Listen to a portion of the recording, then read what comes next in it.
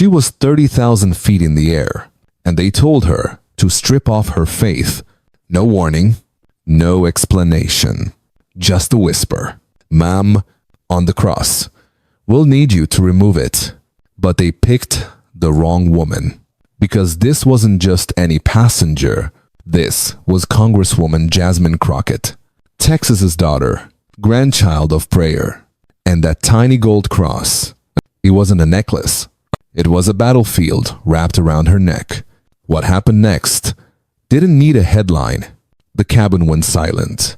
Navy vet started. A teenager raised her phone and from seat 4 ampere without raising her voice. Jasmine Crockett flipped the whole damn flight upside down. This isn't just about religion. It's about who they try to silence and who refuses to be erased. And in this America, where presence is protest, she didn't move. She made them see her. Stay with us.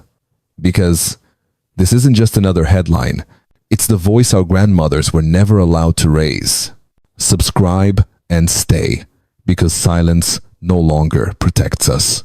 The gate at Tulsa International was unusually quiet for a Thursday evening. Congresswoman Jasmine Crockett, representing Texas's 30th district, moved with the weight of 5 days' worth of back-to-back town halls, student roundtables, and late-night community forums still echoing in her mind. Her voice was hoarse. Her ankles ached in heels she'd long stopped feeling, and her only meal had been a cold veggie wrap from a gas station outside Dallas. But she felt full of testimony, of struggle, of voices. That was the work.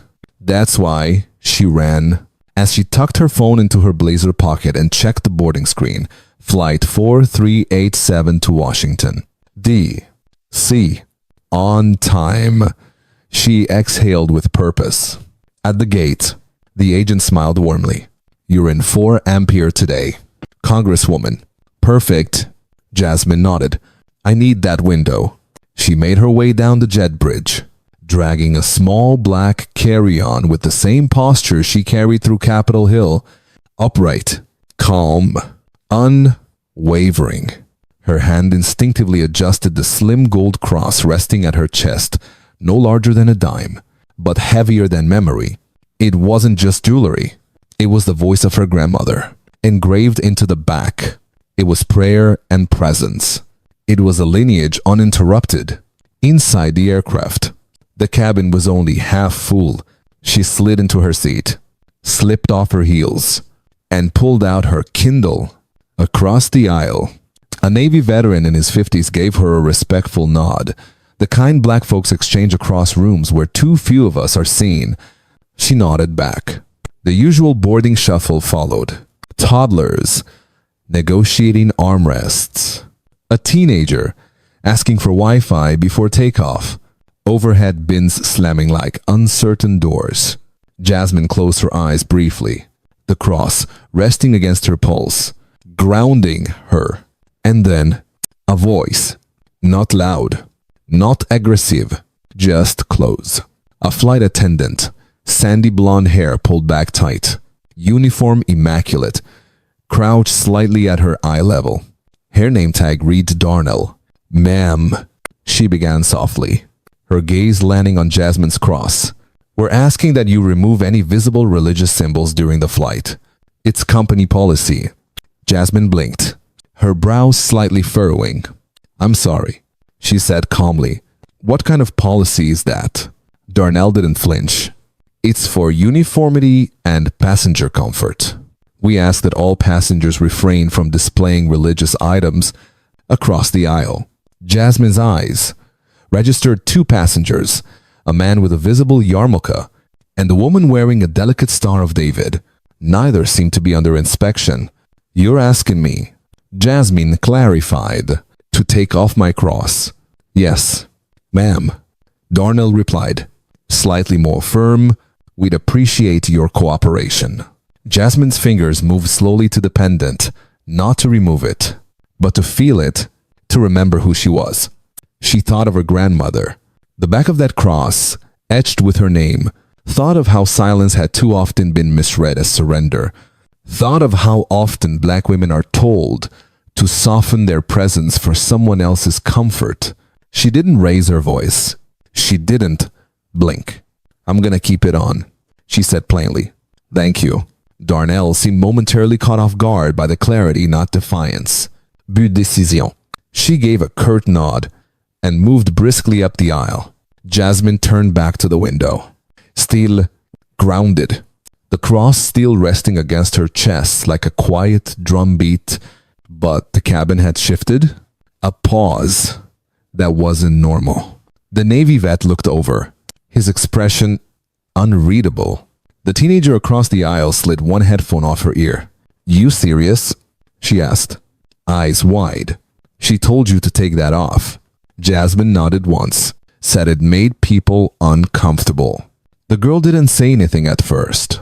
Then, but it's just a cross, no argument, no declaration, just the kind of unease that spreads fast in closed spaces. Passengers began to look around, not loud but alert, not angry but aware. Jasmine didn't plan to make a statement, but something had begun, something larger than her seat number. She could feel it, as clearly as the metal pressing against her collarbone. A line had been crossed, not just in policy, but in presence. The plane hadn't moved an inch, but something inside it had shifted. Not a mechanical jolt, an emotional one. Jasmine Crockett satt still in fyra, the cross now softly cradled between her fingers. She wasn't replaying the flight attendant's words. She was replaying what they meant, not just to her, but to every black woman who had ever been told to lower her volume, her hemline, her hands, her history. Across the aisle, the Navy veteran leaned slightly toward her. His voice was low, careful. "I didn't hear them say that to anyone else." Jasmine offered a faint smile. "Neither did I." 2 rows back, a girl in her teens, curly hair, oversized headphones, lowered one side again. "You serious? She told you to take it off." "Yeah," Jasmine said simply. "Said it made people uncomfortable." The girl blinked. "But it's just a cross." She didn't argue. She just shook her head and pulled out her phone, angling the camera, not with hostility, but curiosity. Across the cabin, others started noticing. Subtle glance. Eyes that shifted between the rows, like spotlights, under dimmed cabin lights. A woman in a gray cardigan adjusted the overhead bin, but her glance toward Jasmine was direct. Not cruel, but unsure. Suspicious. That half-second stare that says, "You made this complicated." The murmurs began the soft choreography of public discomfort. Whispered questions across armrests. Pretend scrolling while peeking sideways. The silence of a room when everyone's pretending it's not silent. Then footsteps. The same flight attendant returned, but her face had changed. Clenched jaw, tighter shoulders. The posture of someone told to follow through, not think. She stopped 2 rows ahead, bent to speak with an elderly woman, then made her way back toward Jasmine. This time her voice carried just slightly more volume, enough for neighboring passengers to hear. "Ma'am, we do need compliance with visible attire guidelines before we depart." Jasmine met her eyes, calm, centered. "Is there a written policy you can show me?" The question wasn't hostile. It was surgical. The attendant blinked. "Ma'am, this is standard." "I understand," Jasmine replied, her voice firm, but even. "But you're asking me to remove a religious symbol I've worn on hundreds of flights, including this airline. I'm asking to see where that policy is written." Darnell hesitated, just for a second, but in that breath, the silence got sharper, a stretch of air between them, taut, unspoken. "Then I'll check with my supervisor," she muttered, turning briskly away. It wasn't a victory lap. Jasmine didn't move, but her refusal to shrink had created a ripple. The teenager now held her phone openly. The Navy vet muttered, "That's a first." And then, From somewhere in the back, a man in a maroon hoodie leaned forward to whisper to his seatmate. Then another. Then another. Still no shouting. No scene. But the cabin was alive now. A collective knowing had set in. Something here wasn't right. And then something else, something rare. A woman rose from behind Jasmine. White hair tied in a bun. Glasses on a chain. She leaned forward, hands resting gently on the seat in front. "That necklace isn't bothering anyone," she said, voice steady. "She's got a right to wear it." Jasmine turned slightly. The woman extended a hand. "Florence Rollins," she said. "I taught American history for 40 years. That cross stays on. Don't let them take that from you." There was no applause, no camera flash. But in that quiet moment, something sacred was returned. Witness, solidarity, courage passed between generations, and Jasmine, still seated, still silent, understood. This was no longer just her moment. This was the cabin's. Passengers weren't just watching anymore. They were remembering the times they'd been asked to lower their voices, remove their symbols, hide their names, laugh it off. Not today. Jasmine glanced at the cross, then back at Florence. She didn't speak because now the cabin was speaking for her. For several minutes, the cabin hovered in a kind of quiet, rarely found at cruising altitude. It wasn't peace. It was pause. Florence Rollins had spoken clearly, firmly, and in her words, something softened across the plane. Not relaxed, but recalibrated. As if every passenger adjusted their seat of belief, their posture of silence. Jasmine sat still in 4 ampere, thumb slowly brushing the edge of her grandmother's cross. She didn't feel angry. She felt anchored. Not because she had won, but because she hadn't flinched. And then from behind her, another voice. Young, male, clear. "Excuse me," it said. "I wasn't going to say anything, but I can't sit here like that." Didn't just happen. Heads turned. Eyes lifted. A tall, lean man stood from row 9. Dark rimmed glasses. A Howard University hoodie. Law student Jasmine guessed. Maybe 24. "I watched what happened earlier," he said, hands gripping the seat in front of him. "And I've got questions. Not just about policy, but about consistency." The hum of the plane dimmed. No rustling. No coughing. Just him. If there's a policy like that, why wasn't it applied to anyone else? He nodded gently toward the front. "There are religious symbols all around us. And if there's no such policy," he continued, "then we have to ask, why was one person singled out?" Jasmine didn't move. She didn't need to. She felt every word like a pulse beneath her skin. The law student's voice didn't rise. It didn't grandstand. It simply stood tall, steady, unshaking. "I'm in my 2nd year of law school," he said. "We study cases like this, small moments with big meanings, where religious freedom and equal treatment meet turbulence 30,000 feet in the air." He looked toward Jasmine's row.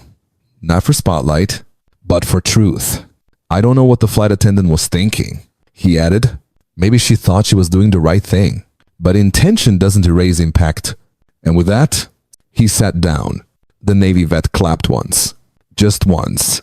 But it echoed like a gavel. The girl with the headphones nodded silently. The woman with the toddler whispered to her seatmate. Across rows, murmurs. Rows, not chaotic, but collective. Not applause, awareness. Florence leaned toward Jasmine again. "It's moments like these," she said softly, "that shape people. That boy he might argue in front of the Supreme Court someday. And part of him will remember this flight." Jasmine didn't reply right away. She turned slightly, her gaze lingering on the young man Amari. She heard someone whisper, "You think it made a difference?" she asked Florence. The older woman smiled. It already did. Then the curtain rustled. Supervisor Lillian Grant reappeared. The same navy blazer, The same trained composure, but her eyes, they changed. She walked the aisle. No clipboard, no checklists, just a presence. And when she reached 4 ampere, she stopped. I wanted to apologize again, she said softly. It never should have happened the way it did. Jasmine looked up, calm, clear. You've said that.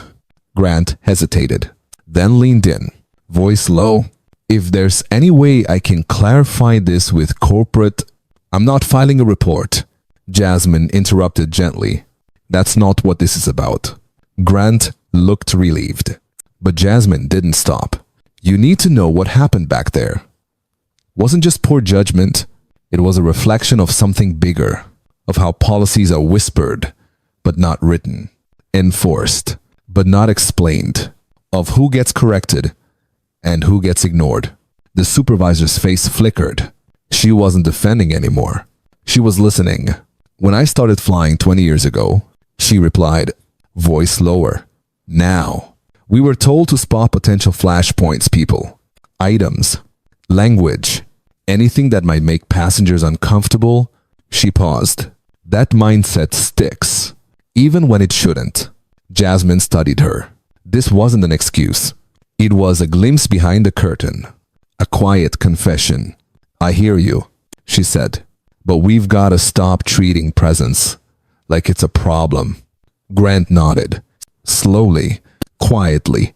Then she turned and walked away, and Jasmine leaned back in her seat, not victorious, but visible, not celebrated but seen, above the clouds, in a space where so many stories are hushed by pressurized silence. A single black woman refused to disappear, and the cabin, for once, didn't look away. For the first time in over an hour, the cabin truly fell still, not hushed, but suspended. Every word that had just been spoken by the young law student, by Jasmine, by Florence, now lingered above seatbacks, like gospel waiting to be archived. And yet, it wasn't over.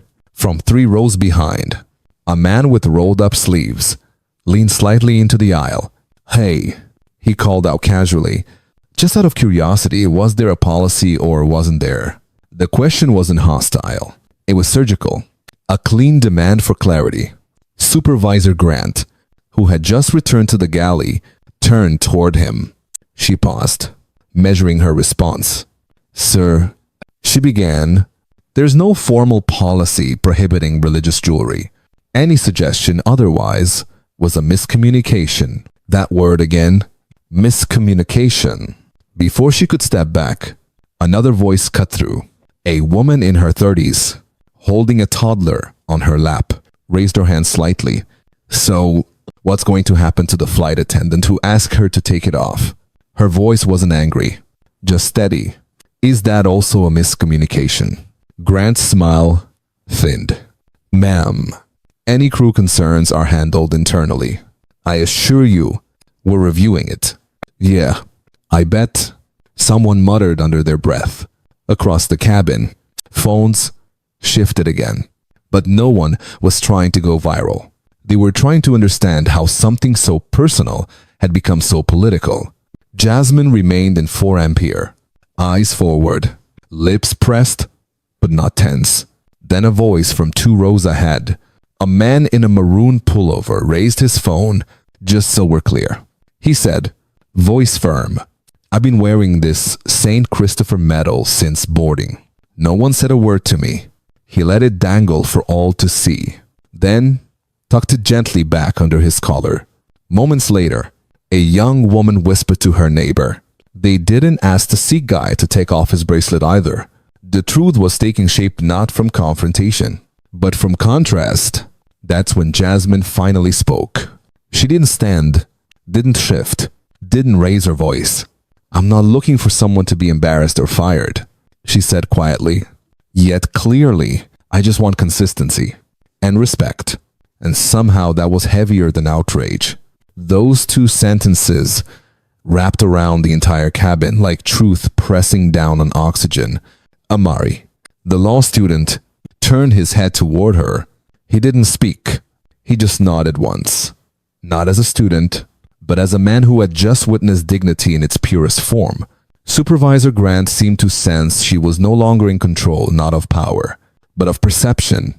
She cleared her throat once more. "Ladies and gentlemen," she said, addressing the full section this time, "we thank you for your patience. It is never our intent to make any passenger feel targeted or uncomfortable. Please know we are taking this matter seriously." She stepped back into the galley. The curtain swished closed, and this time it stayed closed. For the first time, no one stirred. No overhead bin slammed. No tray tables clicked. No chatter returned. People were thinking, remembering, not about the cross itself, but about the ease with which it had been challenged. Jasmine glanced at Florence, who gave her a warm, wordless smile. It said everything. You stayed calm, but you stood tall. Then, as if time had resumed, the captain's voice broke in overhead. "Ladies and gentlemen, we'll be beginning our descent into Reagan National shortly." As passengers began adjusting seat backs and stowing bags, the energy was different. Not tense, not angry, just more aware. Across the plane, people exchanged looks, subtle nods, quiet acknowledgments. One woman gently tapped her seatmate's shoulder and whispered, "I needed to see that." It was no longer about faith or politics. It was about presence, and who was asked to dim theirs. As the wheels prepared to touch the runway, Jasmine placed one hand over her chest. The cross lay warm against her skin, no longer threatened, but remembered. She hadn't shouted. She hadn't stormed. She had remained, and in doing so, had reminded an entire cabin that sometimes the strongest voice is the one that never lowers itself to be heard. Reagan National appeared beneath them, a quiet constellation of lights shimmering through the window. Jasmine Crockett didn't move. The flight had settled, the voices had quieted, but what lingered wasn't peace. It was presence. She hadn't planned to make a stand. She only refused to sit smaller than she was. The curtain parted once more. Supervisor Lillian Grant stepped forward, composed, but changed. She stopped at 4 Ampere. "I wanted to apologize again," she said quietly. "You've said that," Jasmine replied, even-toned. "If there's anything I can do, I'm not filing a report." Jasmine interrupted, "But I need you to understand. What happened wasn't about a pendant. It was about permission. Who feels entitled to ask us to vanish?" Grant nodded. The kind of nod you give when there's nothing left to defend. "When I started flying, that we were told to flag anything that might cause discomfort," she admitted. "Sometimes that included people. Then it's time to change what we flag," Jasmine answered. "Because presence shouldn't be treated like provocation." The wheels touched down. A soft jolt. But the real shift had happened midair. Jasmine sat still, one hand over her chest. The cross her grandmother's worn beneath her palm. No spotlight. No hashtags. Just truth. As they taxied to the gate, passengers began moving again. But it was slower. Quieter. As if the cabin was still holding its breath. Florence leaned in with a small smile. "You didn't raise your voice. You raised the bar." Amari gave her a nod. The teenager whispered, "It's already viral." Jasmine didn't reply. She simply stood, adjusted her blazer, and walked off the plane unchanged in posture, but deeply seen. Outside, the air of the terminal greeted her. Her phone buzzed. A text from her staffer, a voicemail from the press, and then the headlines began. Congresswoman Jasmine latest news. In-flight incident sparks national dialogue. United States Congress. Latest news. Religious freedom takes center aisle. She tucked the phone away. At the curb, her driver opened the door. "Rough flight?" he asked. Jasmine smiled. Faint and sure. "No, just necessary." She didn't shout. She didn't storm down the aisle. She didn't record, tweet, or demand retribution, she stayed with a gold cross pressed to her chest, with a grandmother's prayer hanging just below her collarbone, with a calm that cut louder than outrage ever could. Jasmine Crockett didn't board that flight to prove a point. But sometimes, the point finds you. And when it did, she didn't flinch. She simply stood still, so others would have the courage to speak, because this wasn't about airline policy. This was about visibility, about what it costs. A black woman to be present unapologetically in spaces that weren't built with her in mind. Seat 4 Ampere became a pulpit, a witness stand, a classroom, and every passenger became part of the verdict. A teenager who whispered, "That's not right." A veteran who knew something felt off. A teacher who saw history repeating. A student who turned quiet courage into spoken truth. And Jasmine, she left the plane not with a headline, but with a movement.